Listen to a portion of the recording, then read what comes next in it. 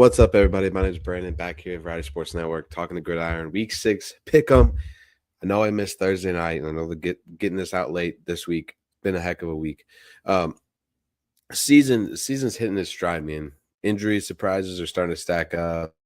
This week brings some spicy matchups, and I'll break down. We're going to break down each game, give you my pick, my projected score, and a confidence rating. It's just some key things to watch for each game going into week 6 of the NFL season. Now, we already saw the Philadelphia Eagles and New York Giants. What a game by the New York Giants. Freaking Jackson Dart and Cam Scatterboo just rolled over the Philadelphia Eagles. Defensively, they were awesome. They looked really good. They looked very clean, very solid look from the New York Giants. Now, it's a team that if they can stay healthy for the rest of the season, if they can rely on Scatterboo and maybe get some of their guys back and like Tyron Tracy, this team could surprise some people. I said it earlier in the season, earlier in the year, if you go back and watch how the New York Giants can make the playoffs video that we have on our channel now. Go watch it. Go check it out. Give you some reasons why I think they could make the playoffs still. Especially with the Wild and the way that went NFC West is this year, it's a jumble, man. Let's jump into the first game here on Sunday. You get an early game between the Denver Broncos and the New York Jets over in London.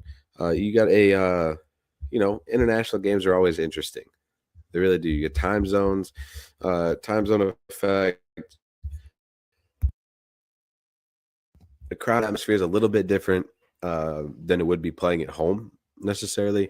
The Broncos offense versus Jets defense should be interesting in this matchup. It's part of the reason why I think this one stays close. If the Jets can control the line of scrimmage, they can control what happens with the Broncos offense.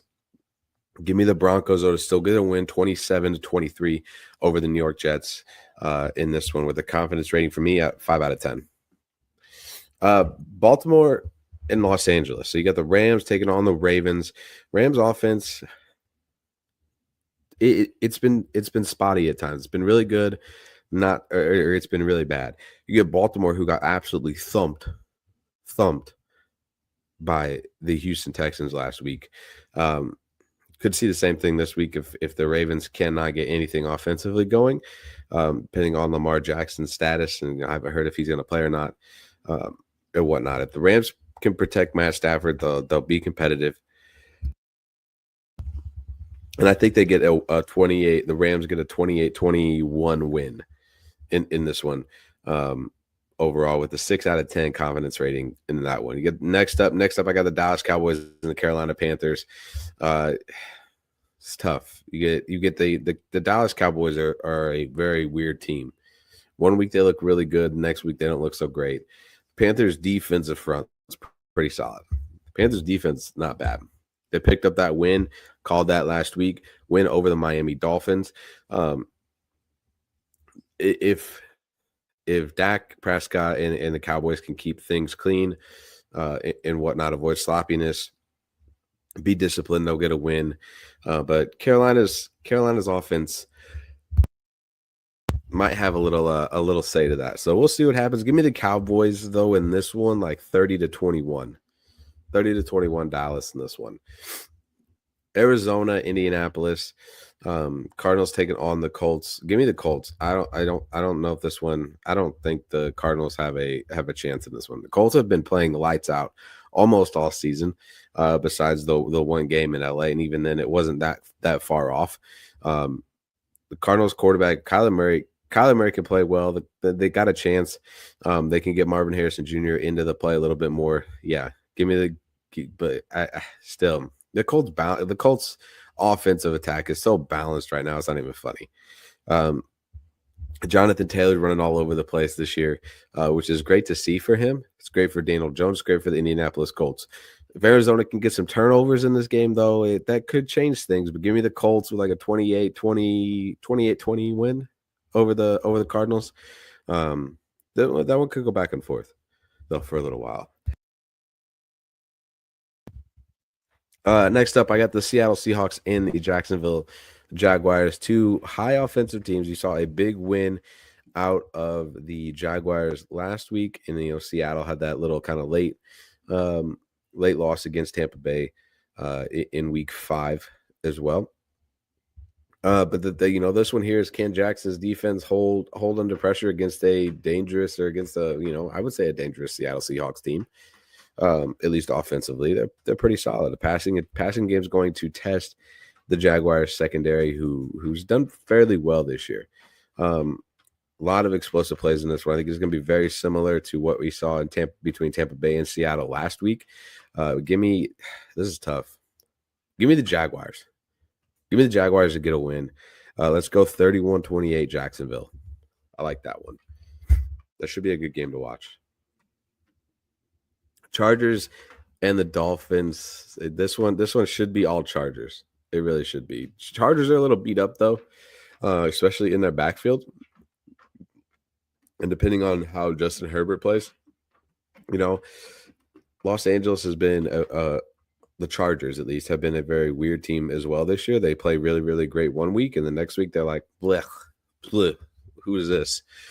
Kind of saw it against the Giants just the other week. So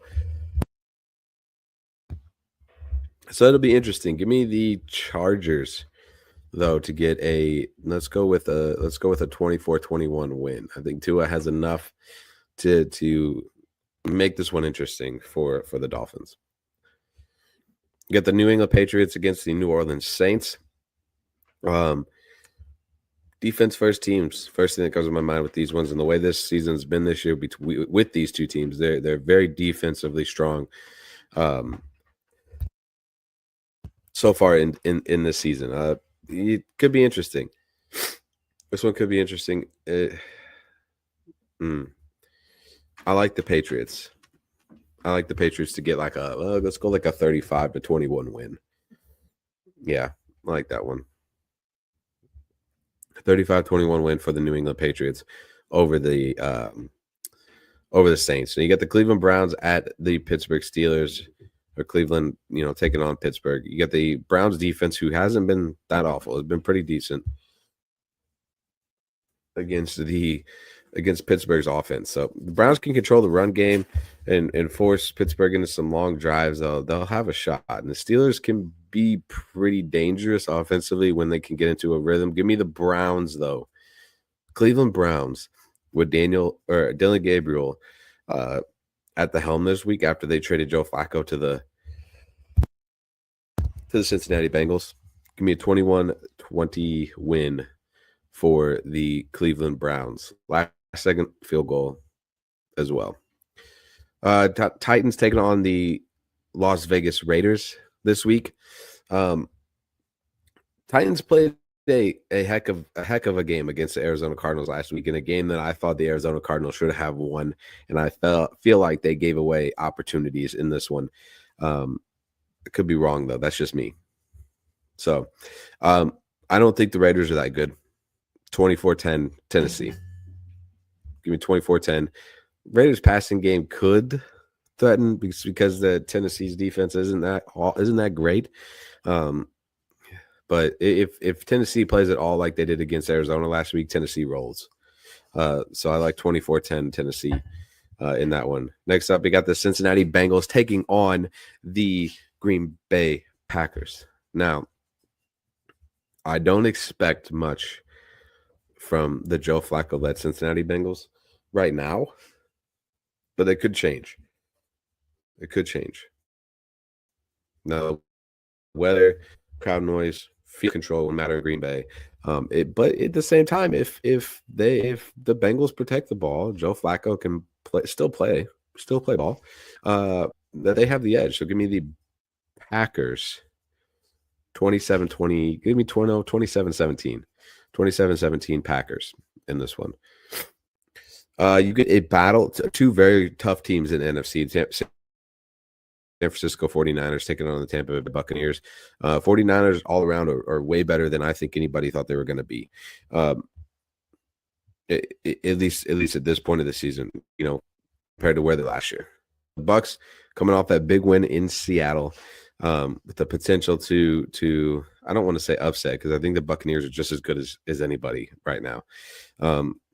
Tampa's defense, they're gonna have to disrupt the rhythm of the 49ers because once they get things rolling, they'll be fine. But San Francisco's consistency gives them that slight edge. Give me 24-21, 24-21, San Francisco over Tampa Bay. Now Sunday night could be a good Lions at the Kansas City Chiefs. Nice little conference interconference battle here. Chiefs trying to find their game right now. They're 2-3 after that loss to Jacksonville last week on Monday night. They get another primetime game here. Explosive offenses, I would say, still on both sides of the ball. The Chiefs, though, with Mahomes, and unfortunately I said it last week, and I might have jinxed it, but Patrick Mahomes at primetime is usually pretty solid. Detroit can get pressure and kind of mix up some defensive looks. I think they could stay. They'll be fine. They'll be fine. I like Detroit in this one to get a win, to push Kansas City to a spot they haven't been at, 2-4. So give me Detroit. Detroit's been playing a lot better football over late too. Give me the Detroit Tigers. Well, you don't want to talk about the Detroit Tigers right now. Give me the Detroit Lions to win 30. Let's go 30-21. 30-21. Detroit gets a win against the Kansas City Chiefs. Now you got two. I thought there was two Monday night games. There's two Monday night games, right? There's two Monday night games. Well, we'll go off of this one first. I don't know why I only have one Monday night game because you got Buffalo and Atlanta taking on each other, and then I think it's Chicago and Washington. This one shouldn't even be a game. Buffalo should have no problem with Atlanta, even though I could be wrong. I mean, I really could be wrong on this one. I feel like this one could be more of a toss-up than we think it might be. No, I don't think so. I think this is an easy win, but Buffalo moves to 5-1. If Atlanta can control a clock, keep things going, keep things slow throughout the night to keep that fiery Buffalo offense off the field, they might have a chance. But if Buffalo gets in a rhythm, gets on a roll, Buffalo wins this one by 20 points. They do. Give me 31-10, 31-17, something on that order. Now, the last one I got for you is the Chicago Bears taking on the Washington Commanders. Monday night doubleheader again. Bears are 2-2. Washington's 3-2. It's at Washington. This is tough. This is a tough one. Neither of these two teams have looked overly fantastic so far this year. Gosh dang, man. This one is give me the Bears. Give me the Chicago Bears to get a win, to move to 3-2 on the season. Score wise, I don't know. I think this game could be interesting, to say the least, I guess, in a way. Give me Chicago to get a win on the road against the Commanders. Let's go 24-20. 24-20 Chicago, Monday night in Washington, to move to 3-2 on the season. So we'll see what happens. That wraps it up for week 6 here. Week 6 Pickem for the 2025 NFL season.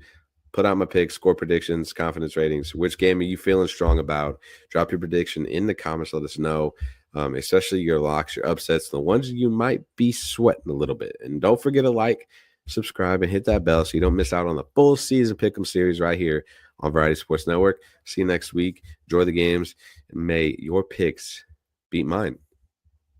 Hopefully not. See you next week.